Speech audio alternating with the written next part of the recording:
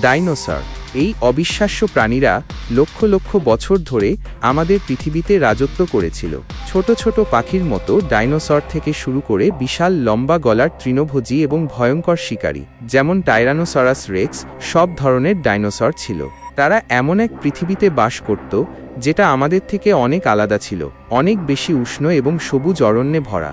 এই বিশাল প্রাণীগুলো প্রায় ৮৮ মিলিয়ন বছর ধরে পৃথিবীতে রাজত্ব করেছে। ভাবুন তো, মানুষ মাত্র কয়েক লক্ষ বছর ধরে পৃথিবীতে আছে। ডাইনোসরদের রাজত্ব ছিল সরীসৃপদের জন্য এক অসাধারণ সাফল্যের যুগ। তারপর প্রায় ৬৬ মিলিয়ন বছর আগে একটা ভয়াবহ ঘটনা ঘটে। ডাইনোসর আরও অনেক গাছপালা এবং প্রাণীর সাথে পৃথিবী থেকে সম্পূর্ণ বিলুপ্ত হয়ে যায়। এই ঘটনা, যা ক্রিটেশিয়াস প্যালিওজেন কেপিজি বিলুপ্তি হিসেবে পরিচিত, পৃথিবীর ইতিহাসে এক গুরুত্বপূর্ণ মোড় নিয়ে আসে। এই বিলুপ্তি ধীরে ধীরে হয়নি, এটি ছিল আকস্মিক এবং ভয়াবহ। এটি পৃথিবীর প্রায় ৩/৪ উদ্ভিদ এবং প্রাণী প্রজাতিকে ধ্বংস করে দেয়। ডাইনোসরদের রাজত্বের অবসান ঘটায় এবং স্তন্যপায়ী প্রাণীদের উত্থানের পথ তৈরি করে। তাহলে এই ব্যাপক বিলুপ্তির কারণ কী ছিল? সবচেয়ে বেশি গৃহীত তত্ত্ব হল একটি বিশাল গ্রহাণু বা ধূমকেতুর সংঘর্ষ। এই তত্ত্ব অনুসারে প্রায় ৬ মাইল প্রশস্ত একটি মহাকাশ শিলা মেক্সিকোর ইউকাটান উপদ্বীপের কাছে পৃথিবীতে আঘাত হানে। এই সংঘর্ষ ভয়াবহ ছিল, কোটি কোটি পরমাণু বোমার সমান শক্তি নির্গত করে। এর তাৎক্ষণিক প্রভাবের মধ্যে ছিল ভয়াবহ ভূমিকম্প, সুনামি এবং দাবানল, যা আশেপাশের এলাকাগুলিকে ধ্বংস করে দেয়। বিজ্ঞানীরা গ্রহাণু সংঘর্ষ তত্ত্বকে সমর্থন করার জন্য প্রচুর প্রমাণ উন্মোচন করেছেন। চিকসুলভ জ্বালামুখ নামে একটি বিশাল গর্ত ইউকাটান উপদ্বীপের নিচে পাওয়া গেছে। এর আকার এবং বয়স গ্রহাণু সংঘর্ষ তত্ত্বের সাথে মিলে যায়। তাছাড়া ইরিডিয়াম, গ্রহাণুতে পাওয়া একটি বিরল উপাদান, কেপিজি সীমানার সময়কার পৃথিবীর বিভিন্ন জায়গায় পাওয়া শিলাস্তরে পাওয়া গেছে। এটি বলছে যে একটি বিশাল সংঘর্ষের ফলে ধ্বংসাবশেষ সারা বিশ্বে ছড়িয়ে পড়েছিল। গ্রহাণুর সংঘর্ষ প্রধান তত্ত্ব হলেও কিছু বিজ্ঞানী মনে করেন যে বিশাল আগ্নেয়গিরির অগ্ন্যুৎপাতও এই বিলুপ্তিতে ভূমিকা পালন করেছে।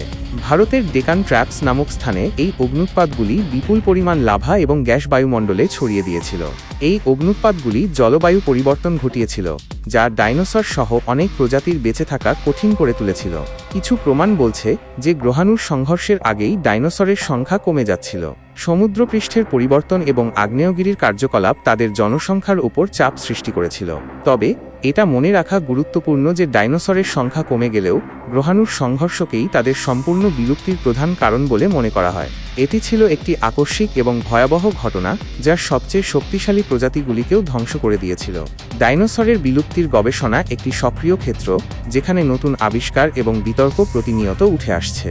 বিজ্ঞানীরা প্রতিনিয়ত নতুন জীবাশ্ম আবিষ্কার করছেন এবং ডাইনোসরের বিলুপ্তির ঘটনাগুলির ব্যাখ্যা সংশোধন করছেন। উদাহরণস্বরূপ, সাম্প্রতিক গবেষণাগুলি গ্রহাণুর সংঘর্ষের পরিবেশগত প্রভাবের উপর আলোকপাত করেছে, যেমন দাবানলের ভূমিকা এবং গ্রিনহাউস গ্যাসের নির্গমন। এই গবেষণাগুলি আমাদের সেই সময়ের ঘটনাগুলির একটি আরও বিশদ চিত্র আঁকতে সাহায্য করে। অতীতের বিলুপ্তির ঘটনাগুলি বোঝা গুরুত্বপূর্ণ, শুধু পৃথিবীর ইতিহাস উন্মোচন করার জন্য নয়, আমাদের ভবিষ্যতের জন্যও। পৃথিবীর জীবন কিভাবে অতীতের সংকটের প্রতিক্রিয়া দেখিয়েছে তা অধ্যয়ন করে আমরা বর্তমান পরিবেশগত পরিবর্তনের সম্ভাব্য পরিণতি সম্পর্কে অন্তর্দৃষ্টি লাভ করতে পারি। ডাইনোসরের বিলুপ্তি জীবনের দুর্বলতা এবং জীববৈচিত্র্য সংরক্ষণের গুরুত্বের একটি স্পষ্ট স্মারক।